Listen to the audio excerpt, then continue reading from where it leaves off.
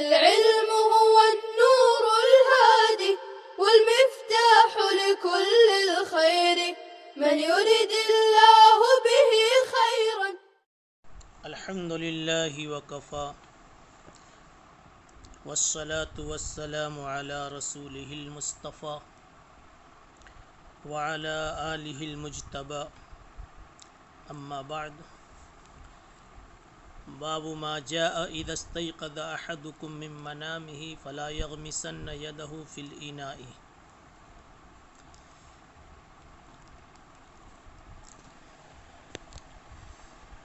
وبه قال حدثنا ابو الوليد احمد بن بكار الدمشقي من ولد بسر بن ارطاط صاحب النبي صلى الله عليه وسلم قال حدثنا الوليد بن مسلم عن الاوزاعي عن الزهري عن سعيد بن المسيب وابي سلمة عن ابي هريرة رضي الله تعالى عنه عن النبي صلى الله عليه وسلم قال إذا استيقظ أحدكم من الليل فلا يدخل يده في الإناء حتى يفرغ عليها مرتين أو ثلاثا فإنه لا يدري أين باتت يده.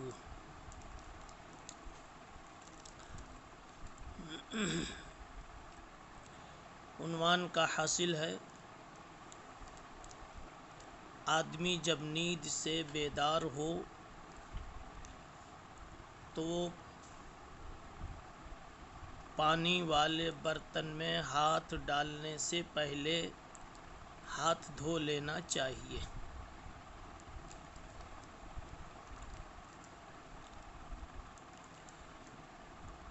حدیث پاک میں جو مضمون وارد ہے حدیث ہی کے متن سے اخذ کر کے امام ترمذی رحمۃ اللہ علیہ نے ترجمۃ الباب کی عبارت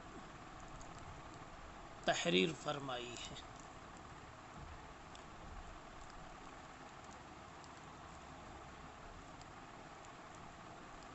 جو مضمون حدیث پاک میں ہے وہی مضمون ترجمۃ الباب میں بھی ہے، اس لیے ایک ہی جگہ بلکہ یہیں پر رک کر کے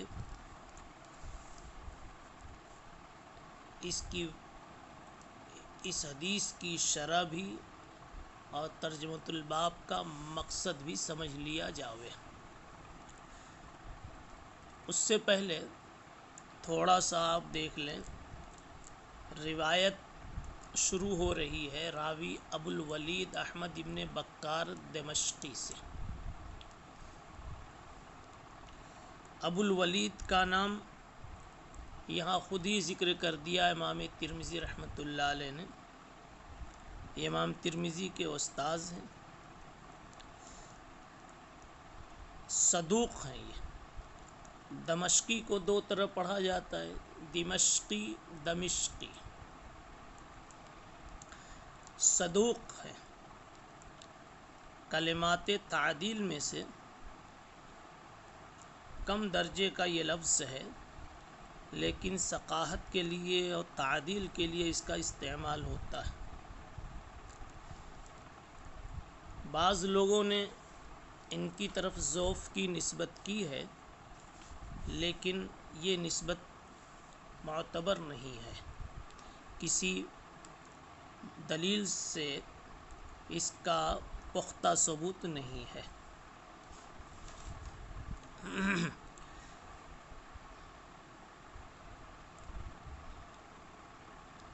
آگے چل کر ایک نام ہے الولید ابن مسلم۔ یہ ولید ابن مسلم، ان کے لیے بھی وہی کلمہ تعدیل استعمال کیا ہے محدثین نے، البتہ ان میں ایک کمزوری یہ تھی کہ یہ تدلیس سے تسویہ کے قائل تھے۔ قائل کیا بلکہ اس کے عادی تھے۔ تدلیس تسویہ یہ تدلیس کی اقسام میں بہت ہی گھناؤنی چیز مانی جاتی ہے۔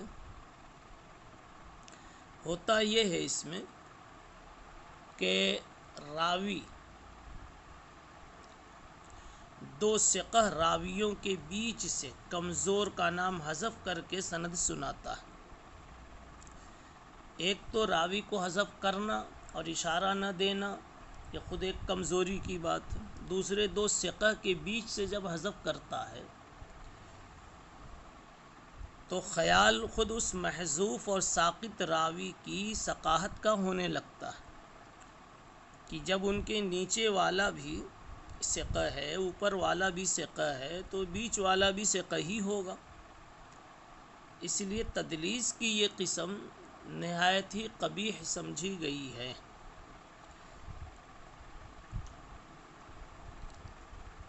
مثلا انل اوزائی انی زہری کا کہہ کر کے یہ بہت سی روایتیں سنایا کرتے تھے۔ ان کا یہ معمول تھا، حالانکہ اوزائی اور زہری کے درمیان واسطہ ہوا کرتا تھا۔ بعض لوگوں نے انہیں منع بھی کیا، لیکن وہ اپنی عادت سے باز نہیں آئے۔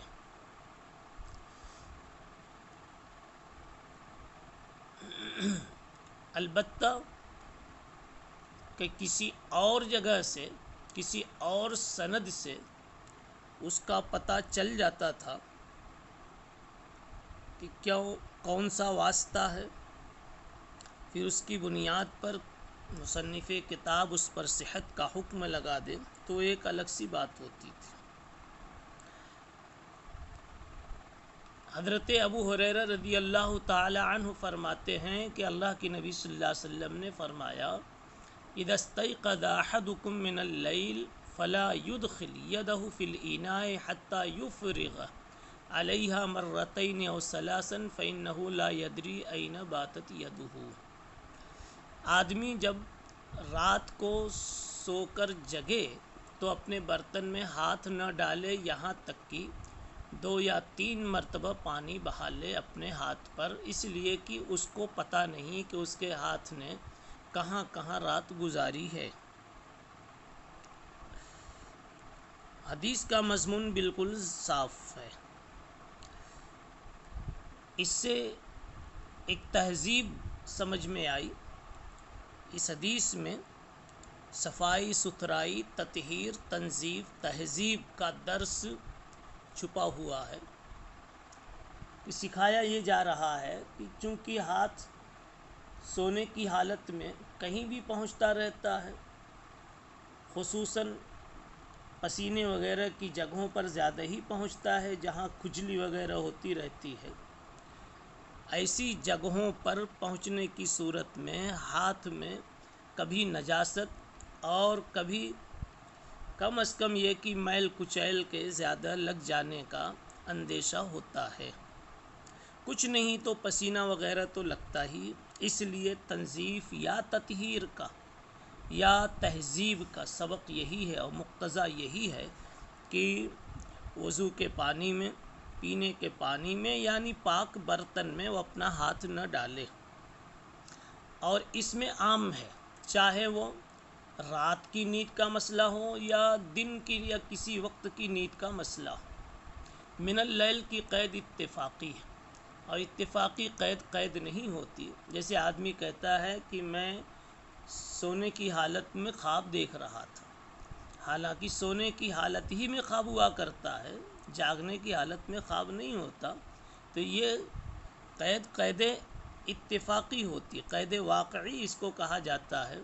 اس قید کا کوئی نتیجہ نہیں ہوتا، اس لیے من اللیل کی قید جو حدیث میں آئی ہے، اس سے قیلولہ کی نیند سے احتراز مقصود نہیں ہے، بلکہ اشتراک مقصود ہے کہ جس طرح رات کی نیند میں یہ علت ہے تو دن کی نیند میں بھی یہ علت چونکہ پائی جاتی ہے، اس لیے دونوں کے حکم میں اشتراک ہے۔ لیکن امام احمد ابن حنبل رحمۃ اللہ علیہ نے من اللیل کی قید کو احترازی تسلیم کیا اور اس کا مطلب یہ بتایا کہ یہ حکم رات کی نیند ہی سے متعلق ہے، یہ دن کی نیند سے متعلق نہیں ہے۔ لیکن حنفیہ اور جمہور فقہا نے اس میں رات اور دن میں کوئی فرق نہیں کیا۔ اب آگے ایک مسئلہ ہے کہ یہ دھونا برتن میں ہاتھ ڈالنے سے پہلے یہ حکم کس درجے کا ہے؟ اس مسئلے میں اختلاف ہے ائمہ مجتہدین کے درمیان۔ اسحاق ابن راہویہ، داؤد ظاہری یہ فرماتے ہیں کہ یہ دھونا واجب ہے، گویا حدیث میں جو دھونے کا حکم ہے وہ وجوب پر محمول ہے۔ امام شافعی رحمۃ اللہ علیہ نے علی الاطلاق اس کو مسنون قرار دیا۔ علی الاطلاق کا مطلب آگے معلوم ہوگا ابھی۔ اور امام مالک رحمۃ اللہ علیہ نے بھی اس کو مطلقاً مستحب قرار دیا۔ 3 قول ہو گئے۔ چوتھا قول احناف کا ہے۔ احناف نے اس میں تفصیل کی۔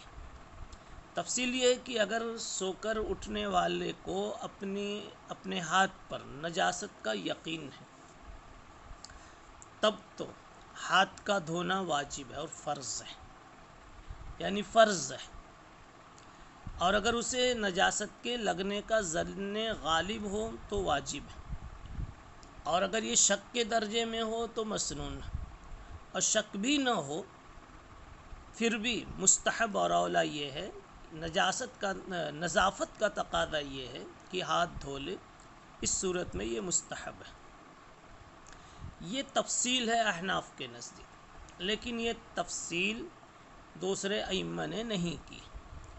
مثلا اسحاق ابن راہویہ، داؤد ظاہری نے علی الاطلاق واجب کہہ دیا، اور ایک روایت کے مطابق امام احمد ابن حنبل بھی اسی کے قائل ہیں۔ امام شافعی رحمۃ اللہ علیہ علی الاطلاق اس کو سنت قرار دیتے ہیں۔ امام مالک رحمۃ اللہ علیہ علی الاطلاق اس کو مستحب مانتے ہیں۔ حنفیہ کے ہاں یہ تفصیل ہے۔ اب ایک مسئلہ اور ہے جو اسی کی فرع ہے کہ اگر کسی نے ہاتھ نہیں دھویا اور برتن میں ڈال دیا تو اس پانی کا کیا حکم ہے؟ اب ظاہر سی بات ہے کہ وہ اسی پر متفرع ہے تو اسی کے اعتبار سے اس کا حکم لگے گا۔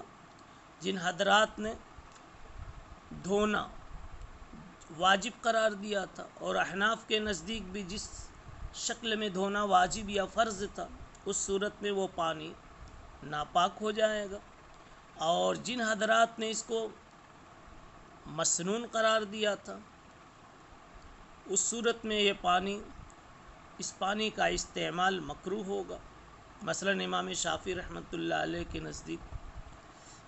اور جنہوں نے مستحب قرار دیا تھا، مثلا مالکیہ نے، ان کے نزدیک اس کا استعمال خلاف اولا ہوگا۔ البتہ اس کے استعمال میں کراہت نہیں ہوگی، بلا کراہت جائز ہے، پھر بھی خلاف اولا۔ حنفیہ کے نزدیک تفصیل ہوگی، واجب جس صورت میں ہے اس کے خلاف کرو تو پانی نجس ہو جائے گا، مسنون جس صورت میں اس کے خلاف کرو تو پانی مکروہ ہو جائے گا، اور مستحب جس صورت میں اس کے خلاف کرو تو پانی طاہر اور مطہر تو ہے لیکن خلاف اولا ہے اس کا استعمال۔ حافظ ابن قیم رحمۃ اللہ علیہ نے اس حدیث کے تعلق سے بتلایا ہے کہ اس حدیث میں اصلاً نظافت کا درس جو ہے وہ دینا مطلوب ہے، گو کہ اس سے طہارت کا حکم بھی مستنبط کیا جا سکتا ہے۔ تو حدیث کا حاصل یہ ہے کہ آدمی کو طہارت کے ساتھ ساتھ نظافت کا بھی اہتمام کرنا چاہیے، حتیٰ یفرغ علیہا مرتین او ثلاثا۔ ایک بات اس ٹکڑے سے وابستہ ہے، وہ یہ ہے کہ صاحب ہدایہ نے اس حدیث سے وضو کی ابتدا میں گٹوں تک ہاتھ دھونے کو مسنون قرار دیا، اس حدیث کی وجہ سے یفرغ علیہا ثلاثا، اس لیے کہ پانی میں ہاتھ ڈالنے سے پہلے ہاتھ دھونے کا حکم ہے. یہاں سے یہ بات معلوم ہوئی کہ وضو کی ابتدا میں آدمی کو چاہیے کہ پہلے ہاتھوں کو گٹوں تک دھو لے ہوئے، اور یہ سنت ہے. لیکن جیسا کہ ابھی بتلایا گیا کہ اس حدیث کا تعلق اذا استيقظ والی حدیث کا تعلق اصلاً یہ نظافت سے، وضو کے احکام سے اس کا تعلق نہیں ہے، اگرچہ کہ وضو کا یہ مسئلہ کسی درجے میں مستنبط ہو سکتا ہے. اور اس حدیث کی روح یہ ہے کہ جس انسان کا ہاتھ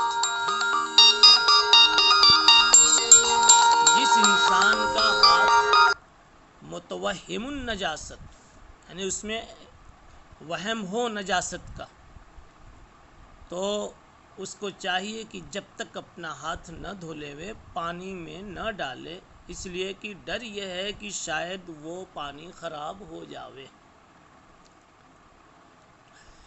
وفی الباب عن ابن عمر و جابر و عائشہ، کہا اس باب میں فلاں فلاں صحابہ کرام سے بھی روایتیں ہیں. قال ابو عیسیٰ ھذا حدیث حسن صحیح. قال الشافعی احب لکل من استيقظ. اب وہ اقوال اس میں آ رہے ہیں جس کا ذکر ابھی آپ کے سامنے کیا گیا. امام شافعی فرماتے ہیں میرے نزدیک محبوب ہے ہر اس انسان کے لیے جو کہ نیند سے بیدار ہو، چاہے وہ قیلولہ کی نیند ہو یا رات کی نیند ہو، کہ اپنا ہاتھ داخل نہ کرے اپنے وضو کے پانی میں حتیٰ یغسلھا، یہاں تک کہ اسے دھو لے. فإن ادخل یدہ، اگر اس نے ڈال دیا ہاتھ اس کو دھونے سے پہلے، کرہ تو ذالک لہ ولم یفسد ذالک الماء، تو میں اس پانی کو مکروہ سمجھتا ہوں، لیکن یہ عمل اس پانی کو ناپاک نہیں کرے گا جبکہ اس کے ہاتھ پہ نجاست نہ ہو. ہاں اگر وہ نجاست دکھ رہی ہے تو پھر ایسی صورت میں اس نجاست کی وجہ سے، ظاہر سی بات ہے نجاست جب دکھ رہی ہے تو نجاست کی وجہ سے وہ ناپاک ہوگا.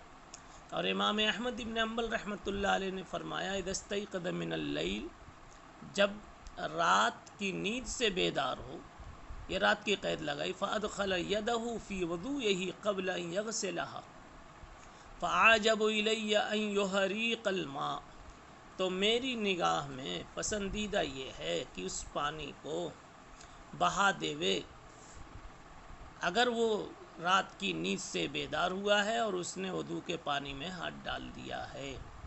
احراق یحریق ایک مستقل الگ باب ہے، خلاف قانون احرق یحرق کی جگہ پر احراق یحریق، اس شاذ طریقے پر یہ وزن آتا ہے.